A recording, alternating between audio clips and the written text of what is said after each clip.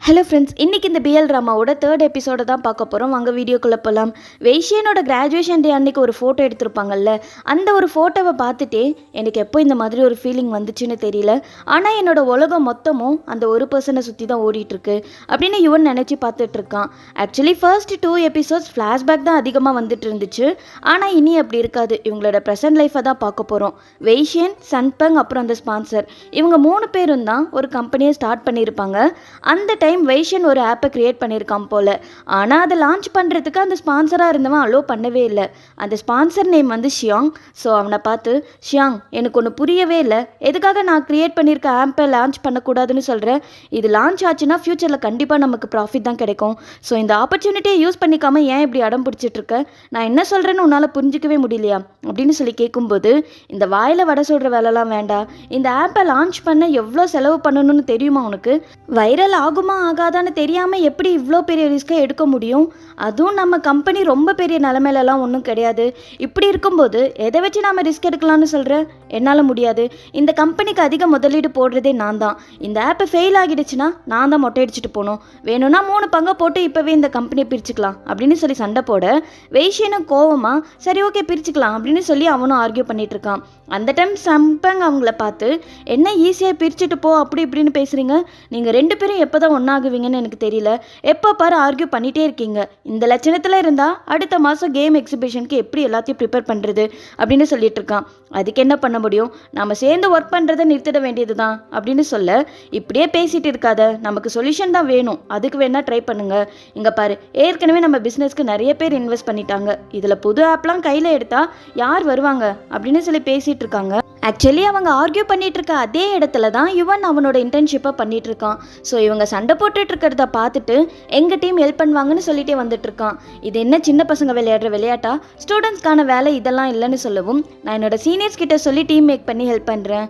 இதெல்லாம் நான் ஏன் சொல்கிறேன்னா, இந்த ஒரு ப்ராஜெக்ட்காக என்னோட அண்ணா அதிகமாக வீட்டுக்கே வர்றதில்லை. அந்தளவு விருப்பப்பட்டு இந்த வேலை பார்த்துட்டு இருக்காங்க. என்னோட அண்ணாவை நான் நம்புகிறேன். ஸோ கண்டிப்பாக அவங்க ப்ராஜெக்ட் சக்ஸஸ் ஆக நான் ஹெல்ப் பண்ணுறேன்.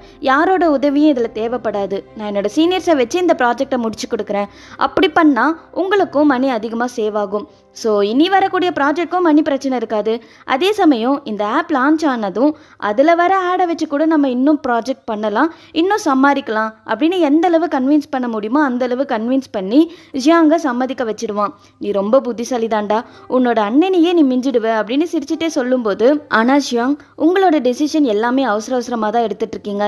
என்னோட அண்ணாவை தாண்டி போக நான் எப்போவுமே நினச்சது கிடையாது. அவனை நான் நம்புகிறேன், அதனால தான் இதெல்லாம் சொல்கிறேன்னு அவனை பார்த்துட்டே சொல்லிட்டு இருக்கான். சரி சரி, நான் எதையும் யோசிக்காமல் சொல்லிட்டேன், இப்போ எல்லாரும் வேலையை பார்க்கலாம் அப்படின்னு சொல்லி போயிட்டு இருக்காங்க. அப்போ அவனை பார்த்து, இப்போ உனக்கு உடம்பு எப்படி இருக்குன்னு கேட்கும்போது, பரவாயில்ல, ஆனால் இந்த ஒர்க்கை நீ நல்லபடியாக முடிக்கணும்னு சொல்ல, நீ கவலைப்படாத, நான் செஞ்சிடுறேன் அப்படின்னு சொல்லி பேசிகிட்டு இருக்காங்க. அதுக்கப்புறம் இவன் வீட்டுக்கு வந்ததும் லில்லி அவனோட ரூமுக்கு வந்து, வந்துட்டியா, உன்னை தான் எதிர்பார்த்துட்டு இருந்தேன், எங்கே இதில் ஒரு சைன் போட்டு பார்க்கலாம் அப்படின்னு சொல்லி ஒரு கார்டு நீட்டவும், அது என்ன கார்டுன்னு பார்த்துட்டு, லில்லி, இந்த வாரத்தில் இது 3வது டைம் இப்படியா லேட்டாக ஸ்கூலுக்கு போயிட்டு இருப்ப அப்படின்னு சொல்லி கேட்கும்போது, அண்ணனுக்கு தெரிஞ்சால் திட்டுவான், அட்வைஸ் பண்ணுவான்னு தெரிஞ்சதுனால தான் உங்ககிட்ட வரேன். நீயே இப்படி அட்வைஸ் பண்ண நான் எங்கே போகிறது? இதுதான் லாஸ்ட் டைம், இனிமேல் நான் லேட்டாக போக மாட்டேன், நீ சைன் போடு அப்படின்னு சொல்லவும், ஆமாம் இப்படி பண்ணிட்டு இருக்கியே, உனக்கு எந்த ஒரு ட்ரீமும் இல்லையான்னு கேட்கும்போது, யார் சொன்னால் எனக்கு ட்ரீம் இல்லைன்னு? நான் மாடல் ஆகணும், அதுதான் என்னோட ட்ரீம்னு சொல்லி கேட்வாக் மாதிரி பண்ணி காட்டுறான். அதை பார்த்து சிரிச்சுட்டே, ஆமாம் குள்ளையாக இருக்கிறவங்களெல்லாம் மாடல் ஆக்குறாங்களா என்ன? ஒன்று பண்ணு, இந்த சின்ன பசங்க துணிக்கு வேணும்னா மாடல் ஆக ட்ரை பண்ணு, அதுதான் உனக்கு செட் ஆகும் அப்படின்னு சொல்லி கிண்டல் பண்ணவும், ரொம்ப ஓட்டாத, எனக்காச்சும் இப்படி ஒரு ட்ரீம் இருக்குது, ஆனால் உனக்கு என்ன இருக்குது சொல்லு பார்க்கலாம்னு கேட்க, என்னோட ட்ரீமா அப்படின்னு சொல்லி வைஷன் கூட ஸ்பெண்ட் பண்ண மூமெண்ட்ஸ் எல்லாம் நினச்சி பார்த்துட்டு இருக்கான். உன்னோட ட்ரீம் என்னன்னு கேட்டால் கண்ணை முழிச்சிட்டே தூங்கிட்டு இருக்க, இது சரி வராது, நான் கிளம்புறேன் அப்படின்னு சொல்லிட்டு அங்கேருந்து போயிடுறா. இந்த வைஷனுக்கு தான் உடம்பு சரியில்லைல்ல, ஸோ வீட்டுக்குள்ளே வந்ததுமே சோஃபாவில் படுத்து தூங்கிட்டு இருக்கான். அந்த நேரம் ஸ்கின் ரிவீல் ஆகிற மாதிரி ட்ரெஸ் போட்டுக்கிட்டு லில்லி கண்ணாடியை பார்த்து நின்றுட்டு இருக்கிறது எல்லாமே அரை தூக்கத்தில் பார்த்துட்டு இருந்த வைஷனுக்கு அவனோட அம்மா அங்கே இருக்கிற மாதிரியே ஃபீல் ஆகிட்டு இருக்கு. ஏஞ்சி பார்த்தா லில்லி ரெடி ஆகிட்டு இருக்கா. ஸோ அவளை பார்த்து, எங்கே போகிற, நீ என்ன பண்ணிட்டு இருக்கன்னு கேட்கும்போது, அதுவா என்னை மாடல் ஆக்கிறதுக்காக ஒருத்தங்க கூப்பிட்டுருக்காங்க, அவங்கள பார்க்க தான் போயிட்டு இருக்கேன். நான் எப்படி இருக்கேன், அழகா இருக்கனான்னு கேட்க, என்ன இது கோலம், இப்போ நீ வேற ட்ரெஸ்ஸை போட்டுட்டு போக போறியா இல்லையா அப்படின்னு சொன்னாலே கேட்காம நான் இதுதான் போட்டுட்டு போவேன்னு சொல்லவும், அந்த பொம்பளை மாதிரி ட்ரெஸ் பண்ணிட்டு போற அளவு பணம் தேவைப்படுதா அப்படின்னு கேட்கும்போது, இப்போ நீ யாரை பத்தி சொல்லிட்டு இருக்கன்னு கொஞ்சம் சேடா கேட்டுட்டு இருக்கா. வேற யாரு, அம்மானு ஒருத்தங்க நம்மளை பெத்து போட்டு போனாங்களே அவங்கள மாதிரி தான் இப்போ ட்ரெஸ் பண்ணிட்டு இருக்கன்னு சொல்லும்போது, நீ ரொம்ப பேசிட்ட, எப்படி என்ன அவங்க கூட கம்பேர் பண்ணலாம் அப்படின்னு கோவமா சொல்லிட்டு அங்கேருந்து போயிட்டு இருக்கா. இதே ட்ரெஸ்ஸோட போறேன்னு சொன்னா திரும்ப வீட்டுக்கே வந்துட்டாதுன்னு வைஷனும் கத்திட்டு இருக்கான். வெளியே வந்த லில்லி அழுதுட்டே ஸ்டெப்ஸ்ல இருந்து இறங்கும் போது கீழே விழுந்து அடிபட்டுடுது. ஆனா அந்த வலி கூட அவளுக்கு பெருசா தெரியல. என்னை எப்படி அந்த பொம்பளை கூட கம்பேர் பண்ணலாம், எனக்கு புரியுது என்னோட அண்ணா என்னை பத்தி கவலைப்படுறாங்கன்னு. ஆனா இந்த டைம் ரொம்ப ஓவரா பேசிட்டாங்க. சின்ன வயசுல எங்களை கொன்னுட்டு அவங்களும் செத்து போறதுக்காக எங்க அம்மா கத்தியை எடுக்கும்போது என்னோட அண்ணா தான் என் தலையை தடவி கொடுத்து ஒன்றும் ஆகாது நான் உன் கூட இருக்கேன் கவலைப்படாதுன்னு சொன்னாங்க. அப்போலேருந்து இப்போ வரைக்கும் என்னை ப்ரொடெக்ட் பண்ணிட்டு தான் இருக்காங்க. ஆனால் இப்போ அந்த பொம்பளை கூட என்னை கம்பேர் பண்ணி பேசினது என்னால் ஏற்றுக்கவே முடியல அப்படின்னு சொல்லி அழுதுட்டு இருக்க நேரத்தில் ஒருத்தன் டிஷ்யூ பேப்பரை அவகிட்ட கொடுத்து, எதுக்காக அழுற, கவலைப்படாத, உன்னோட காலில் வேற அடிபட்டிருக்கு, வா நான் உன்னை ஹாஸ்பிட்டலுக்கு கூட்டிகிட்டு போகிறேன் அப்படின்னு சொல்லிட்டு இருக்கான். இல்லை பரவாயில்லன்னு சொன்னாலும் கேட்கல, இருந்தாலும் அவளை கன்வின்ஸ் பண்ணிட்டு இருக்கான். அவனை பார்க்கும்போதே ஏதோ தப்பான பையன் மாதிரி தான் தெரிஞ்சான். ஆனால் அவன் கூட போனானா இல்லையான்றதை காட்டாம சீனை கட் பண்ணி யுவன் வீட்டுக்கு வந்து வைஷனை பார்த்தா அவன் உடம்பு சரியில்லாமல் படுத்துட்டு இருக்கான். அண்ணா உனக்கு ஃபீவராக இருக்கு, வா நம்ம ஹாஸ்பிட்டலுக்கு போகலாம்னு சொல்லி கூப்பிடும்போது, இல்லை லில்லி வீட்டில் இருக்காளா, இப்போ என்ன டைம் ஆகுதுன்னு கேட்கவும், இப்போ மணி 11க்கு மேலே ஆகிடுச்சு, அவள் இன்னும் வீட்டுக்கு வரலன்னு சொன்னதை கேட்டு காலையில் அவள் கூட நான் சண்டை போட்டுட்டேன், ஸோ நான் உடனே அவளை வீட்டுக்கு கூட்டிகிட்டு வரணும் அப்படின்னு சொல்லி ஏஞ்சிக்கிறவனை தடுத்து, நீ ரெஸ்ட் எடு, நான் போய் தேடி கண்டுபிடிச்சி கூட்டிகிட்டு வரேன் அப்படின்னு சொல்லிட்டு வெளியே போய் அவளோட ஃப்ரெண்ட்ஸ்க்கெல்லாம் கால் பண்ணி பார்க்குறான். ஆனால் அங்கே வரலன்னு தான் எல்லாருமே சொல்கிறாங்க. அதுக்கப்புறம் அவளை தேடி போகிறதுக்காக கிளம்பும்போது லில்லி ஏதோ ஒரு கார்லேருந்து இறங்கி வரதை பார்க்குறான். ஸோ யாரை கூட்டிகிட்டு வந்திருப்பாங்கன்னு பார்த்தா ஒரு பையன் கூட பேசிகிட்டு இருக்கா. அவன் வந்து ஒரு ரவுடி போல, அவனை எங்கேயோ பார்த்தோன்ற மாதிரி இவனுக்கு ஞாபகம் வந்துட்டு இருக்கு.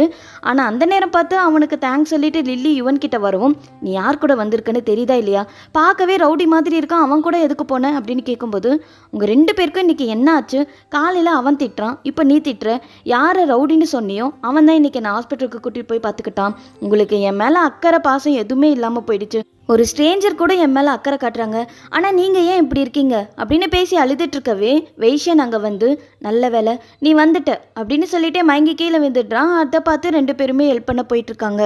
அதுக்கப்புறம் அவனை ஹாஸ்பிட்டலில் சேர்த்திட்டு டாக்டர்கிட்ட என்னாச்சுன்னு கேட்கும்போது, என்னன்னு சொல்கிறது, உங்கள் அண்ணா இப்போவும் ஸ்மோக் பண்ணிட்டு இருக்காங்களான்னு கேட்க, ஆமான்னு சொல்லவும், நான் எவ்வளோ டைம் சொல்லியிருக்கேன் ஸ்மோக் பண்ணக்கூடாதுன்னு, இப்போ அவனுக்கு நிமோனியா ப்ராப்ளம் இருக்குது, அன்னைக்கு உன்னை காப்பாற்றுறதுக்காக வேஷன் சண்டை போட்டானே, அன்னைக்கு ஏற்பட்ட அடி தான் இப்போ பாதிக்குது, அவனோட நெஞ்சிலேயே அடிச்சிருக்காங்க, அதனால தான் இந்த ப்ராப்ளம் வந்திருக்குன்னு சொல்லவும், இப்போ இந்த கேங் எங்கே இருக்காங்கன்னு தெரியுமான்னு கோவமாக கேட்க, உங்கள் அண்ணா எதுக்காக அடி வாங்கினான்றதை மறந்துடாத அப்படின்னு சொல்லிட்டு அந்த டாக்டரும் ஸ்மோக் பண்ணுறதுக்காக போயிட்டு இருக்காங்க.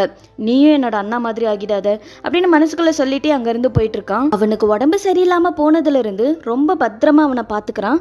அவனை ஸ்மோக் பண்ணவும் விடுறதில்ல. ஹாஸ்பிட்டல்லேருந்து வீட்டுக்கு வந்ததும் நைட் டைமில் பால் கொடுத்து குடிக்க வச்சுட்டு அவன் கூடயே படுக்கும்போது, இப்போ எதுக்காக இங்கே படுத்துட்டு இருக்க, நீ உன்னோட ரூம்க்கு போன்னு சொன்னாலே கேட்கவே இல்லை, உனக்கு தான் தூக்கம் வரல, தூக்கம் வரலன்னா லேப்டாப்பில் வேலை பார்க்க போயிடுவேன், அதனால தான் உனக்கு கம்பெனி கொடுக்க நான் இங்கே இருக்கேன் அப்படின்னு சொல்லும்போது, ஆமாம் உன்னோட காலேஜில் உனக்கு ஃப்ரெண்ட்ஸே இல்லையா, அவங்க கூட டைம் ஸ்பெண்ட் பண்ண மாட்டியா அப்படின்னு கேட்டு அவன்கிட்ட, நீ இருக்கும்போது அவங்க கூட எதுக்காக டைம் ஸ்பெண்ட் பண்ணணும், வேணும்னா சீனியர்ஸ் கூட சேர்ந்து வேலை செய்ய தயாராக இருக்கேன், அதுக்காக வேணும்னா ட்ரை பண்ணுறேன், ஏன்னா நான் சீக்கிரம் வேலைக்கு போகணும், அதுக்கப்புறம் உன் கூட இருக்கணும் அப்படின்னு சொல்லி அவன் கூட படுக்கும்போது, புழுக்கமாக இருக்கிற டைமில் வந்து என் கூட படுக்கிறேன்னு சொல்கிறியே, தள்ளி படு அப்படின்னு சொன்னாலும் கேட்காம பக்கத்திலே தான் படுத்துட்டு இருக்கான். ஆமாம் சின்ன வயசில் அவன் கூட இப்படி தான் தூங்குவேன், அப்போல்லாம் எதுவும் சொல்லாமல் இப்போ மட்டும் இப்படி சொல்கிறேன், அதெல்லாம் முடியாது, நான் இப்படி தான் படுப்பேன்னு சொல்ல, நீ சின்ன பிள்ளையா இருக்கும்போது கெட்ட கனவு கண்டு பயப்படுவேன், அதனால தான் உன் கூட தூங்கினேன், சரி சரி இப்போ தள்ளிப்படு, ரொம்ப புழுக்கமாக இருக்குன்னு சொல்லி தள்ளி விட்டுட்டு, யுவன் நான் கொஞ்சம் காசு சேர்த்து வச்சுருக்கேன், எதுக்காகனா நீ வெளிநாட்டுக்கு போய் வேலை பார்க்கணுன்னு நினைக்கிறேன், ஸோ உனக்கு போகிற ஐடியா இருந்தால் ஏதாச்சும் சொல்லு, நான் அனுப்பி வைக்கிறேன்னு சொல்லவும், வெளிநாட்டுக்கு என் கூட நீயும் வருவியான்னு கேட்கும்போது, அதெல்லாம் முடியாது நான் வரலன்னு சொல்ல, இல்லை அப்படின்னா நானும் போக மாட்டேன்னு சொல்லிட்டு இருக்கும்போது, லூஸு ஒருத்தர் யூஸ் பண்ணுற அளவு தான் சேர்த்து வச்சுருக்கேன், ஸோ போகிற மாதிரி இருந்தால் யூஎஸ் இல்லைனா யூகே போயிடு அப்படின்னு சொல்லிட்டு, இல்லை வேண்டாம் வேண்டாம் நீ யூஎஸ்க்கு மட்டுமே போயிடு, யூகேலாம் வேண்டாம், அங்கே திருட்டு பசங்க அதிகமாக இருக்காங்கன்னு கேள்விப்பட்டேன் அப்படின்னு தூக்கத்திலே சொல்லிட்டு இருக்கான். அப்போ அவனை பார்த்து, எனக்கு உன் கூட இந்த மாதிரி எப்பவுமே இருக்கணும்னு தோணுது, கடைசி வரைக்கும் உன் கூட இப்படியே இருக்கணும் அப்படின்னு சொல்லி மனசுக்குள்ளே பேசிட்டு பண்ணிட்டு இருக்கான். தள்ளிப்படுன்னு நைட்லாம் சொல்லிட்டு வைஷியன் காலையில் அவனை ஹக் பண்ணி படுத்துட்டு இருக்கான். அந்த டைம் இவன் தான் ஃபர்ஸ்ட் ஏஞ்சிக்கிறான். ஸோ ஏஞ்சதுமே அவனை தான் பார்த்துட்டு இருக்கான். இதோட 3rd எபிசோட் முடித்து 4th எபிசோட அடுத்த வீடியோவில் பார்க்கலாம். தேங்க்யூ.